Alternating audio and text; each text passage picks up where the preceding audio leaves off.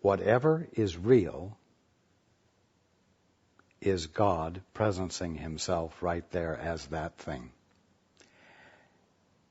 And there cannot be God without manifestation. There cannot be God without the experience of God.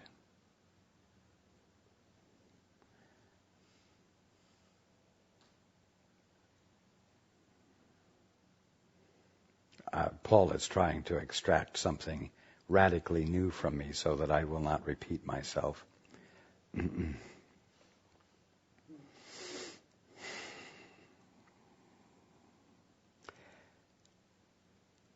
I must come back to the fact that there is no such thing as matter. As far as your physicists and scientists are concerned, every bit of matter is pure energy.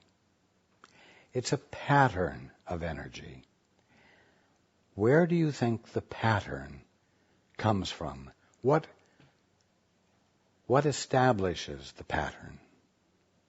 If it's not mind, if it's not God, if it's not that which is the act of creation.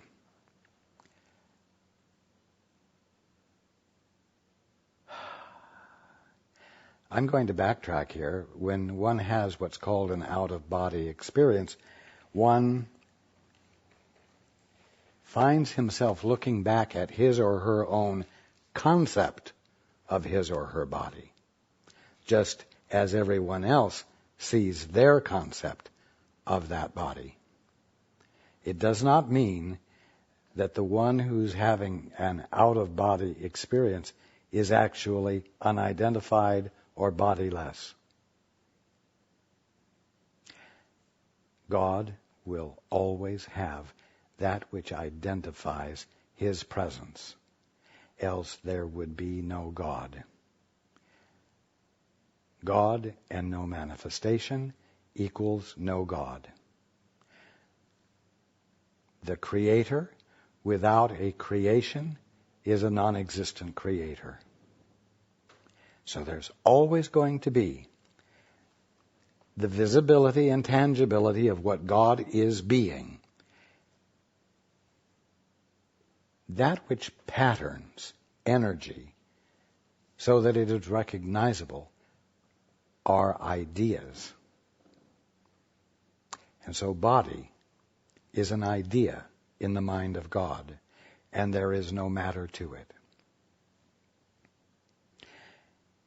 As each of you shifts from an interpretation of your body as being matter, dense, physical, material, as everyone shifts from that to a recognition that it is pure idea,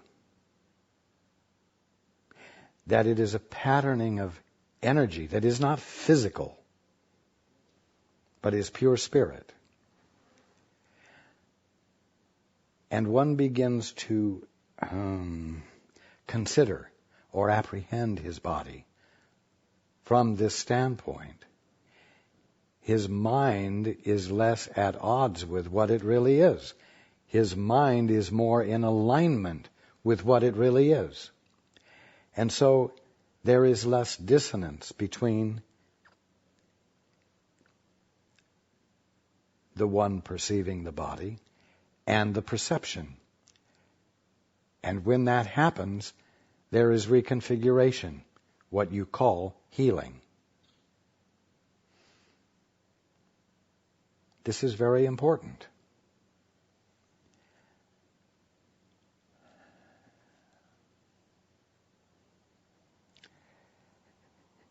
You are constantly confronted with the only thing there is to experience, and that is reality, the kingdom of heaven. Whatever words you want to use for the unaltered, unchangeable, pure and real experience of all that is.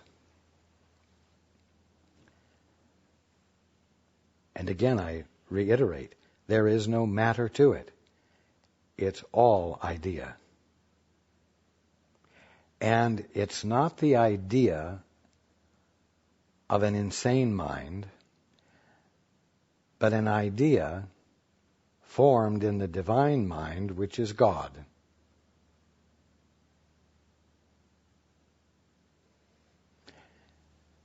As you start associating all the forms you see with God, rather than a big bang, with God rather than evolution of matter,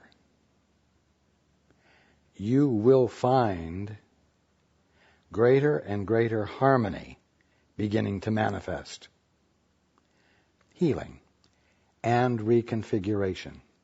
Right now, reconfiguration usually only happens under dire circumstances when you are too afraid to continue to hold on to your present beliefs about your body, and you reach out beyond and invite a new awareness that does connect with God.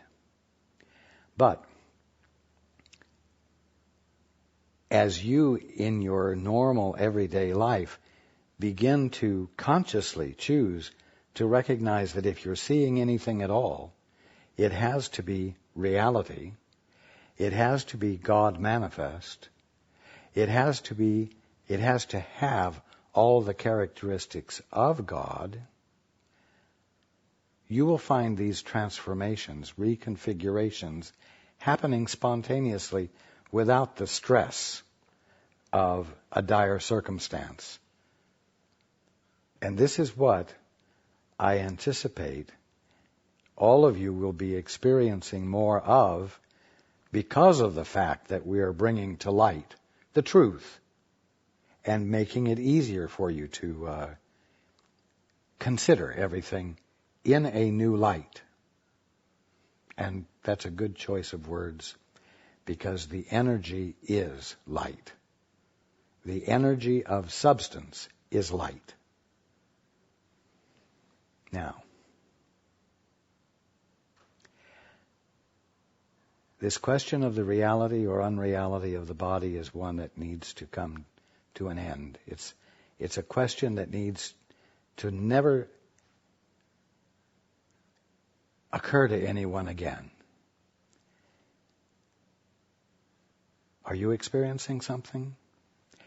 Then you are experiencing a something with a capital S, truly or through a glass darkly, truly or untruly. But what you're experiencing is something that exists. That means it's part of reality. It means it's divine. It means that it is God infinitely expressing himself right there. God needs to become much more relevant. The spiritual needs to become much more relevant to what you've been calling the material. And you need to stop calling it the material. And you need to stop anticipating that matter is going to behave according to certain prescribed patterns and processes. Birth, growth, old age, deterioration, death. You see? That's the way you define the behavior of matter. But if you begin to consider the fact that it's spirit, that it is the energy the physicists are talking about is the energy of spirit, or the energy that is spirit, which is divine, you are going to become free of the anticipation of the typical behavior of matter, and you are going to see people healthier or totally healthy without deterioration. You're going to begin to see yourself, not just people. But you're going to have to embrace the shift that allows you to identify God with anything you're experiencing.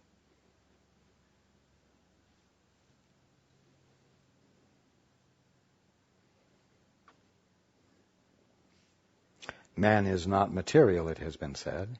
He is spiritual. Body is not material. It is spiritual. Universe is not material. It is spiritual. Matter is not material. It is pure spirit and needs to be considered in that light. To reconsider matter in this way is going to be the one most significant shift in perception that will promote awakening. And so everyone must stop denying matter, must stop denying objects because they're matter, and embrace the objects because they are spirit, you see? Including the body, including the shirt on your body's back, or the dress.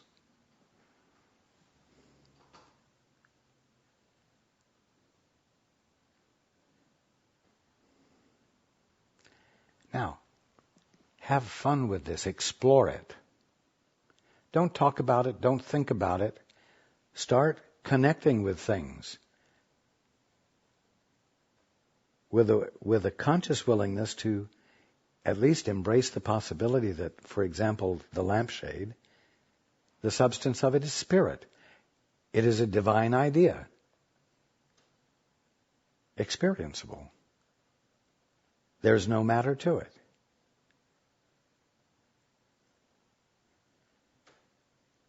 And be with it for a moment.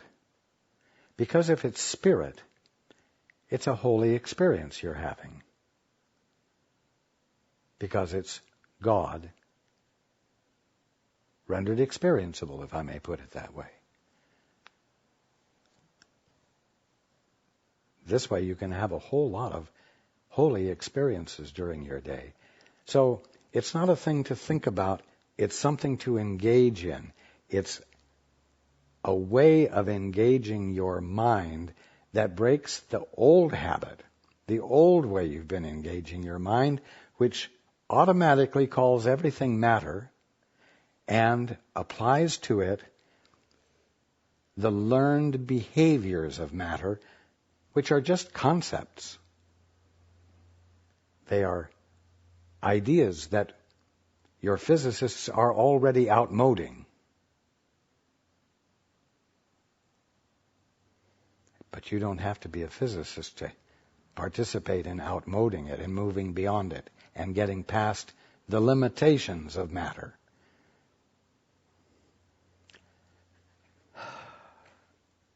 And getting past the limitations of matter is going to include teleportation, levitation, and more. So it's worth exploring.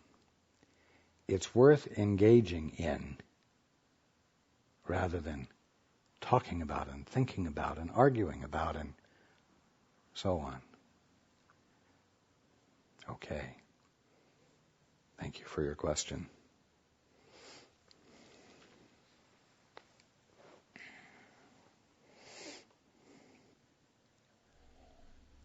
The next question is from Heather.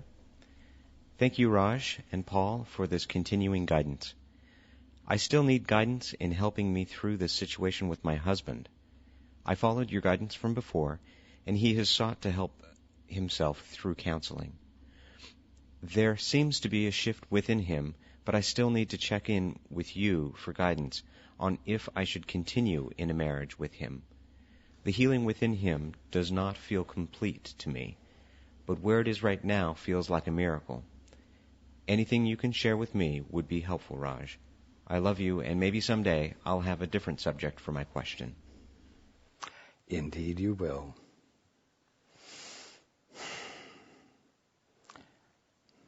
Appreciate what seems to you to be a miracle. Value it and do not become discouraged. And persist. Stand with him while requiring of him that he keep his hand on the switch to make a different choice so as to have a different experience. Do not soften on this point.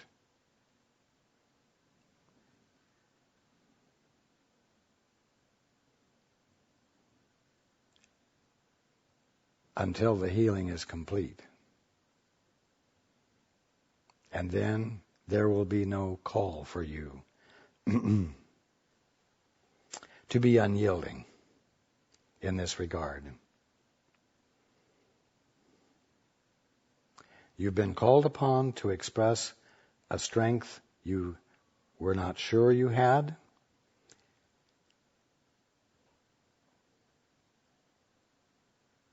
And you answered the call, and you have learned something about your strength. And you have learned something about not being a willing victim and not being an enabler. And your experience is changing. You made a new decision and behaved in a new way for you, drawing upon resources that I told you you had, but you weren't sure of. So now, be grateful, while at the same time not softening the requirement for change if the marriage is to continue.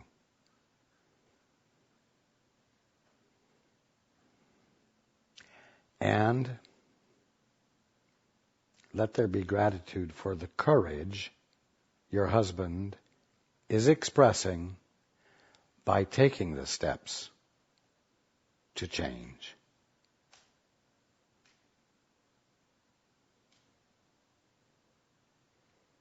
That's the end of the answer.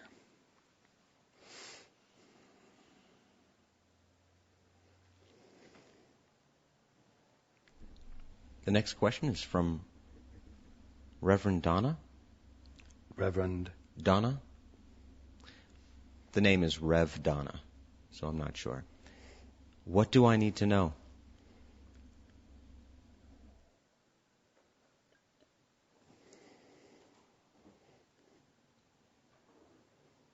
What you need to know is that your question needs to relate to a need you're experiencing. And so I will ask you to contemplate that and repost a question, because always what you need to know is going to be relevant to a need you have. Let's address that. Okay. The next question is from Anita. Dear Raj and Paul, I really don't want to leave my partner, but I feel I have to. Our relationship seems to have become really restricted these days. I feel I am the only one who is giving nourishment and support to it, wanting to see it grow and flourish. One problem, he has no interest in making love anymore, not for a long time, and wants to avoid the issue altogether. I have failed to help him out of his defense. Is there anything else I can do? What is our purpose together? What is the purpose of lovemaking? If I really have to leave, how will I find another home? How can I get beyond these issues? Thanks for your love and support. You have helped me so much. Well, first of all, you put everything you can into the relationship you have.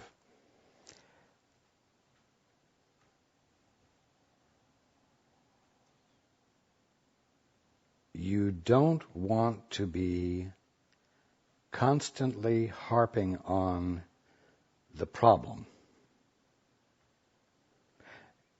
In other words, you don't want your relationship to be filled with the discussing of the problem and, let's say, how impossible it is.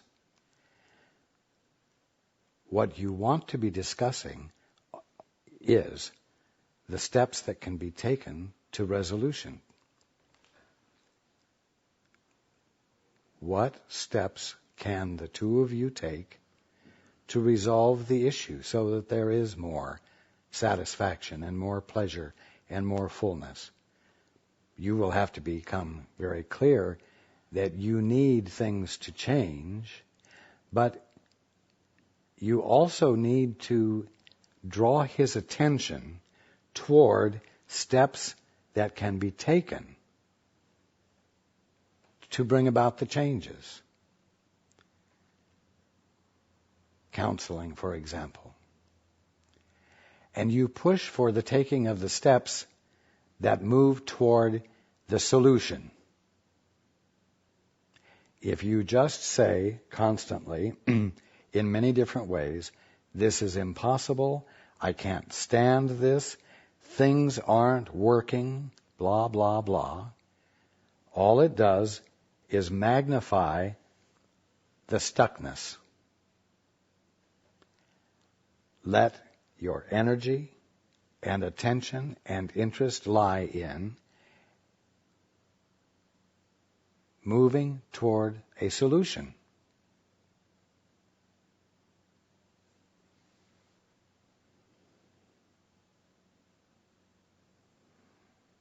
You will find yourself experiencing more motivation and what I'm going to call more confidence when you are solution-oriented rather than problem-oriented.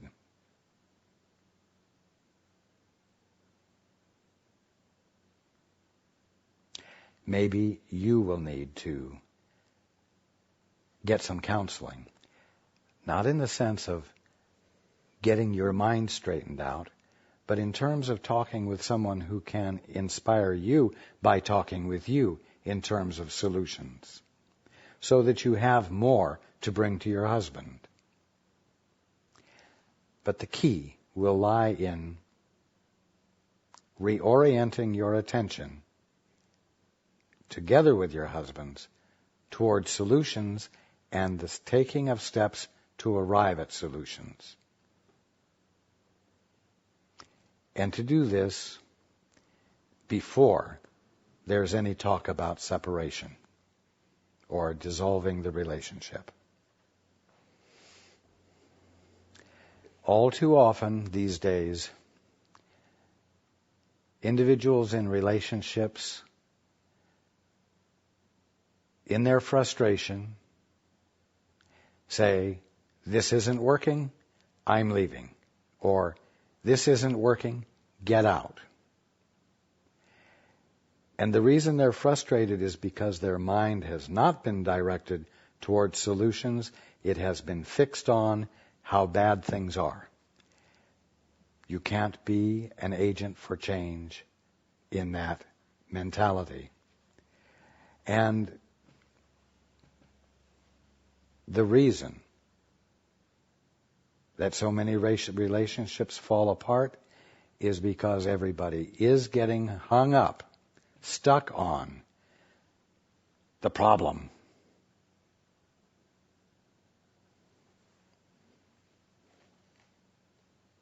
Someone in the relationship needs to be like a teacher or a mentor. Let's use the word mentor. A child or a young person has come to a stuck place. What he needs is somebody he can talk to who sees beyond the stuck place, who can say, hey, don't give up. Here's what comes next. And it means you're going to have to do something that I see you don't think you're capable of, but I promise you that you are capable of it, you see. And so,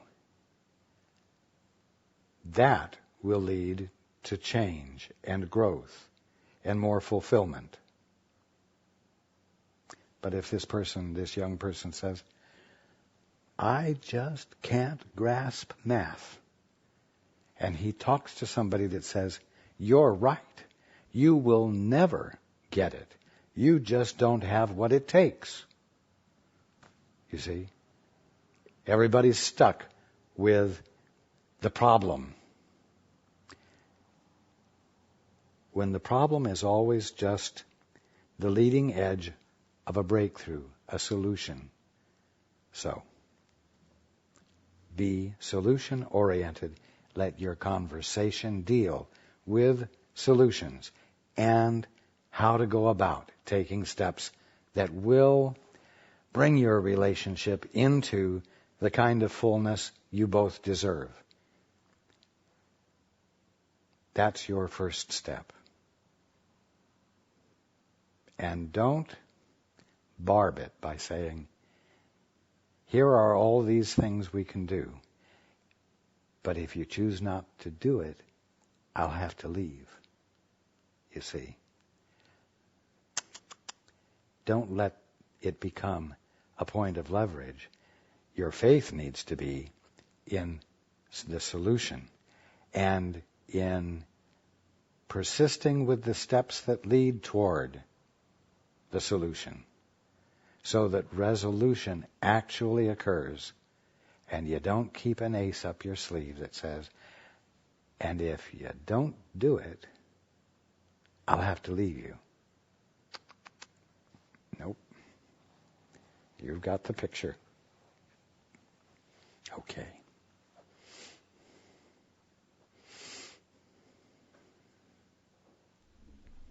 The next question is from Gerald. Am I being appropriate with my work?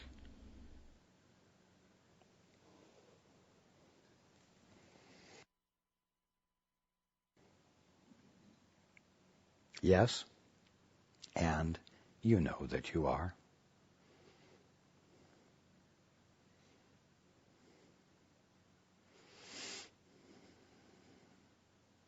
Abide with that and be at peace. Okay. Gary asks, what do I need to know about my mother's illness?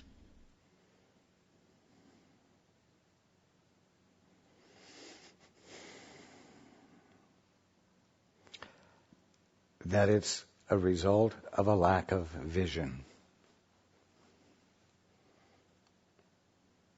Vision with a capital V.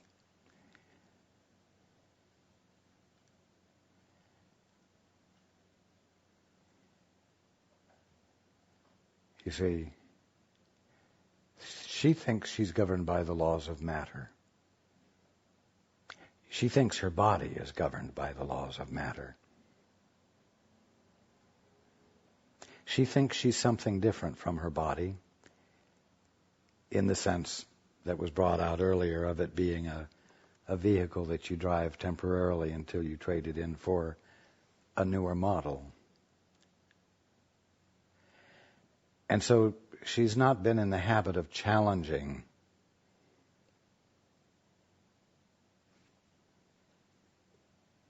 illness or challenging the normal processes of matter, and finding that in challenging them, they disappear and there's healing.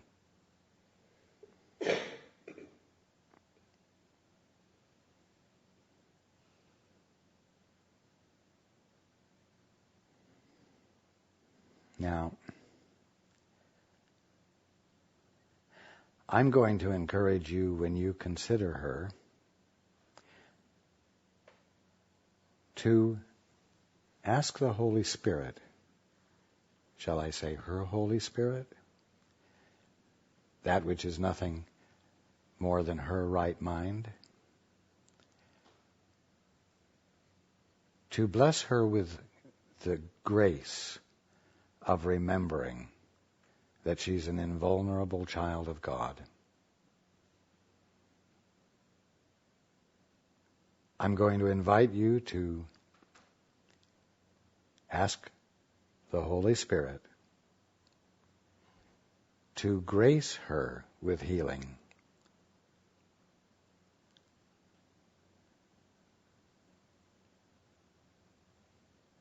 It's the Father's good pleasure to give you the kingdom. It's the Father's good pleasure to give your mother the full experience of what she divinely is. Hold her in that awareness